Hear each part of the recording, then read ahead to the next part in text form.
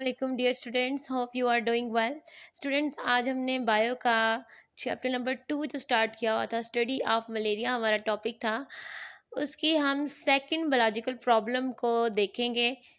तो सबसे पहले तो देखते हैं बायोलॉजिकल प्रॉब्लम नेक्स्ट थी क्या। तो कल जो हमने बायोलॉजिकल प्रॉब्लम देखी थी वो फर्स्ट बायोलॉजिकल प्रॉब्लम थी काज ऑफ मलेरिया। और हमने हमने कंक्लूजन निकाला था कि मलेरिया का काज क्या है, प्लाज्मोडियम। अब नेक्स्ट बायोलॉजिकल प्रॉब्लम हमारे पास क्या है, how plasmodium gets into the blood of man. Plasmodium किसी इंसान के खून में कैसे दाखिल होता है, ये है हमारी बायोलॉजिकल प्रॉब्लम नंबर 2। तो हमें पता है फर्स्ट स्टेप हम हमेशा क्या लेते हैं, ऑब्जर्वेशंस। तो हमारे पास यहाँ जो ऑब्जर्वेशंस आ गई हैं, वो फर्स्ट ऑब्जर्वेशन थी malaria is associated with Marsh, और सेकंड थी drinking water of marches does not cause malaria, कि मलेरिया का दलदली इलाकों से कुछ ना कुछ ताल्लुक़ है। और दूसरी ऑब्जर्वेशन क्या है कि दलदली इलाकों का पानी पीने से मलेरिया नहीं हुआ था। अब यहाँ से मज़ीद ऑब्जर्वेशंस हमारे पास आई हैं। इन ऑब्जर्वेशन से हमारे पास एक कंक्लूजन निकलता है, वो ये है कि जो प्लाज्मोडियम है कम से कम वो मार्शेस के पानी के अंदर नहीं होगा, क्योंकि मार्शेस का पानी पीने से किसी भी बंदे को मलेरिया नहीं हुआ था। इसका मतलब है कि मार्शेस के साथ मलेरिया का ताल्लुक तो है, लेकिन मार्शेस के पानी के साथ उसका ताल्लुक नहीं है। प्लाज्मोडियम उस वाटर से नहीं आ रहा, क्योंकि अगर उधर से आता तो उसका पानी पीने से मलेरिया हो सकता था। ओके, तो इसका मतलब है कि किसी और चीज़ से, कोई और चीज़ है जो मार्शिस इलाकों से रिलेट करती है और उसके ज़रिए प्लाज्मोडियम आ रहा है। तो फिर 1883 में एक फिजिशियन थे AFA किंग, इन्होंने ऑब्जर्वेशंस दी 20 ऑब्जर्वेशन, जिनमें से 3 आपकी बुक में गिवन है। वो ऑब्जर्वेशंस AFA किंग की क्या है हमारे पास। First, people who slept outdoors were more likely to get malaria than those who slept indoors. ऐसे लोग जो बाहर सोते थे, ओपन एयर में बाहर सोते थे, उनको मलेरिया ज़्यादा होता था एज़ कंपेयर टू वो लोग जो कि अंदर सोते थे। सेकंड ऑब्जर्वेशन हमारे पास क्या है कि ऐसे लोग जो किसी नेट के नीचे सोते थे, उनको मलेरिया कम होता था एज़ कंपेयर टू वो लोग जो ऐसे नेट्स यूज़ नहीं करते थे। और तीसरी ऑब्जर्वेशन हमारे पास क्या है, ऐसे लोग जो किसी स्मोकी फायर के करीब, यानी आग है और उससे धुआं निकल रहा है, उसके करीब सोते थे, उनको यूजुअली मलेरिया नहीं होता था। ये 3 ऑब्जर्वेशंस थी हमारे पास। ओके, अब इन ऑब्जर्वेशंस को चंद मोमेंट के लिए हम सही मान लेते हैं, और इससे जो हाइपोथेसिस और डिडक्शन हमने बनानी है वो हम देखेंगे। अब ऑब्जर्वेशन से AFA किंग ने जो हाइपोथेसिस बनाई वो हमारे पास क्या है, mosquitoes transmit plasmodium and so are involve in the spread of malaria. Mosquitoes जो मच्छर हैं वो प्लाज्मोडियम फैलाते हैं, और वही मलेरिया को फैला रहे हैं, इस बीमारी को फैलाने में इन्वॉल्व है। अब हाइपोथेसिस को सही मान के हमने डिडक्शन बनाई if and then logic use करके। If mosquitoes are involve in the spread of malaria, अगर मच्छर मलेरिया की वजह हैं, अगर मच्छर जो हैं वो मलेरिया को फैला रहे हैं, देन तो Plasmodium should be present in mosquitoes. तो मस्कीटो के अंदर प्लाज्मोडियम प्रेजेंट होना चाहिए, क्योंकि अगर मच्छर मलेरिया फैला रहे हैं तो मलेरिया की वजह हमने क्या पढ़ी थी, प्लाज्मोडियम। तो ऑटोमेटिकली प्लाज्मोडियम मस्कीटोज के अंदर होना चाहिए, होगा तब भी वो मलेरियल पेशेंट्स के ब्लड में हमें मिलेगा ना। या फिर मस्कीटो के अंदर प्लाज्मोडियम आना चाहिए एक मलेरियल पेशेंट को बाइट करके, यानी एक मलेरियल पेशेंट के ब्लड में ऑलरेडी प्लाज्मोडियम मौजूद है, तो जब मस्कीटो ने उसको बाइट करना है तो उसके अंदर क्या आ जाना चाहिए, प्लाज्मोडियम। तो ये है हमारे पास डिडक्शन। अब नेक्स्ट स्टेप हमारे पास क्या होता है, एक्सपेरिमेंट। तो ये हमारे पास एक्सपेरिमेंट स्टार्ट हो रहा है। सबसे पहले रोनाल्ड रोज, ये एक ब्रिटिश आर्मी फिजिशियन थे, इंडिया के अंदर 1880s में ये काम कर रहे थे। इन्होंने बहुत सारे इंपॉर्टेंट एक्सपेरिमेंट्स परफॉर्म किए। ओके, यहाँ मलेरिया से रिलेटेड क्या एक्सपेरिमेंट परफॉर्म किया है कि एक फीमेल एनोफिलिस मस्कीटो मच्छर, उसको लिया और उसको अलो करवाया कि वो एक मलेरियल पेशेंट को, ऐसा बंदा जिसको मलेरिया है, उसको बाइट करवाया।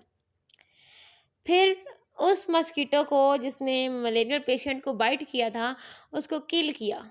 कुछ दिनों बाद उसको किल किया, तो क्या पता चला कि उस मस्कीटो के स्टमक के अंदर, मैदे के अंदर प्लाज्मोडियम मल्टीप्लाई कर रहा है, यानी कि मस्कीटो के अंदर क्या आ गया, प्लाज्मोडियम। अब नेक्स्ट लॉजिकल एक्सपेरिमेंट ये होना चाहिए था कि चेक करने के लिए कि वाकई डिडक्शन ठीक है या नहीं, उस मस्कीटो को जिसके अंदर प्लाज्मोडियम है उसे किसी हेल्दी ह्यूमन बीइंग को बाइट करवाना चाहिए था। अगर ह्यूमन जो है वो उसको मलेरिया हो जाता तो इसका मतलब है कि वाकई ही मस्कीटो इन्वॉल्व है प्लाज्मोडियम और मलेरिया के स्प्रेड में।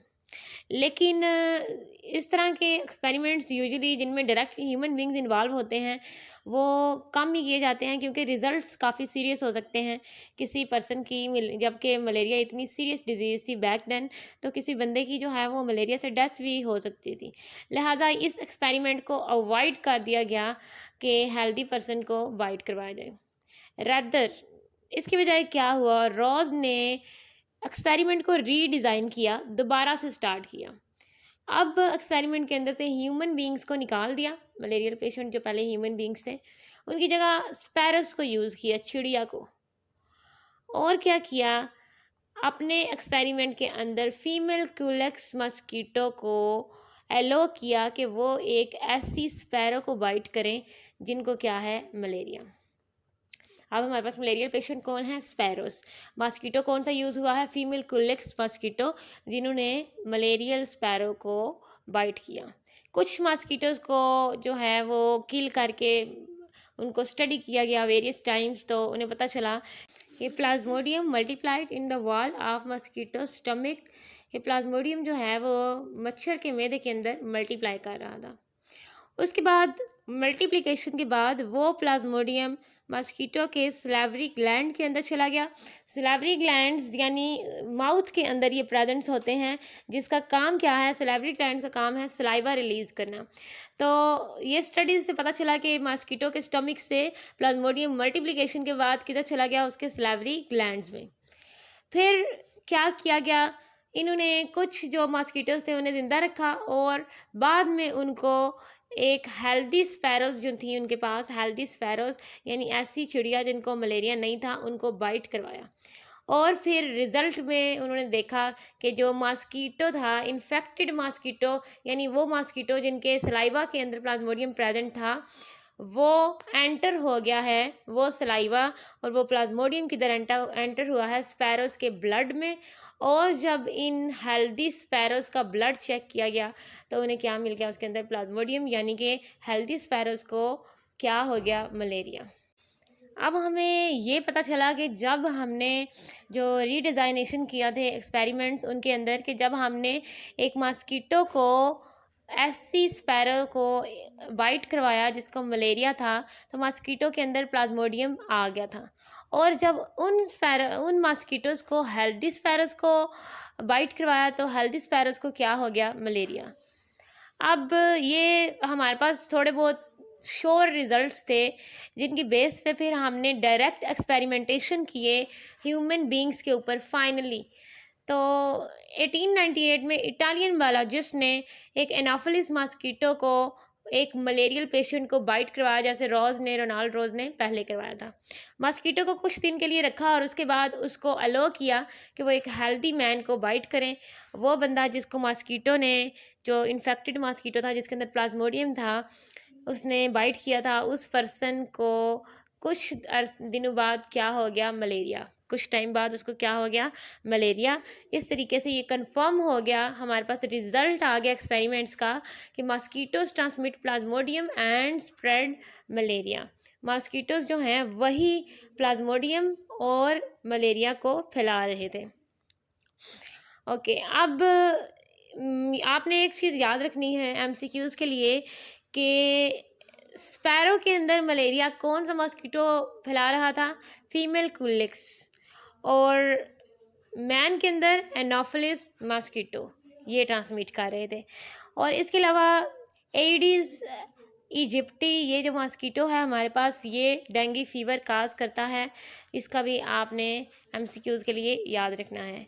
ओके स्टूडेंट, ये था हमारा स्टडी ऑफ मलेरिया, जिसके अंदर हमने सीखा दो मुख्तलिफ प्रॉब्लम्स को कैसे हमने बायोलॉजिकल मेथड यूज़ करके हिस्ट्री के अंदर सॉल्व करके इस डिज़ीज़ के ऊपर जो है वो हमने काबू पाया, उसके बारे में हमने पता चलाया। अल्लाह हाफ़िज़।